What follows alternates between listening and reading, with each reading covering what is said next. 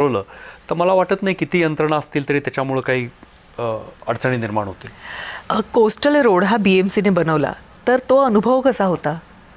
Coastal road जो बनवला, अर्थात सुरुवातीच्यापासून मी या प्रक्रियेमध्ये नाही आहे. मला ही संधी मिळाली ज्या वेळेला शेवटचे 2 वर्ष हा रस्ता पूर्णत्वाकडे आलेला होता.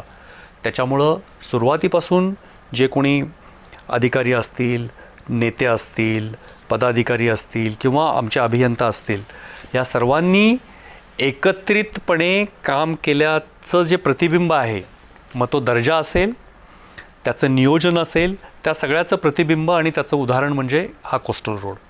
त्याच्यामुळं तो मुंबई महापालिकेच्या अभिमानाचा आणि मुंबई महापालिकेच्या दर्जाचा आणि कार्यक्षमतेचं प्रतीक म्हणून आज त्याच्याकडं पाहिलं जातं.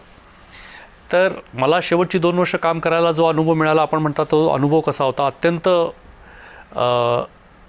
सुखकारक असा अनुभव होता. पण लर्निंग होता वेगळं काही? याचं जे टेक्निक आहे त्याचं डिझाईन आणि ह्याचं सगळं अगोदरच झाल्यामुळं आणि मी म्हणजे पूर्णत्वाकडं असताना या ठिकाणी आल्यामुळं असं शिकण्यासारखं नव्हतं. पण आता जे ह्यापुढं आम्ही त्याचं पुढचं नियोजन जे करणार आहे, एक्सटेन्शन जे होईल ऑपरेशन अँड मेंटेनन्ससाठी किंवा एक्सटेन्शन असेल किंवा आता आपण त्याचं जे सौंदर्यीकरण करणार आहे, त्याच्यामध्ये मला वाटतं खूप काही करता येण्यासारखं आहे. आणि त्या दृष्टीनं आम्ही आता काम करायला सुरुवात केलेली आहे. एक प्रश्न थोडासा वेगळा आहे, तो म्हणजे जुन्या गाड्यांचा. तर हा प्रश्न तुम्ही कसा मार्गी लावणार? कारण काय होतं की चांगली गाडी असेल तर ती टो केली जाते, ती वेगळी होते, जो कोणी ओनर असतो तो कॉन्टॅक्ट करतो आणि तो प्रश्न मार्गी लागतो आणि रस्त्यावरून ती हटली जाते.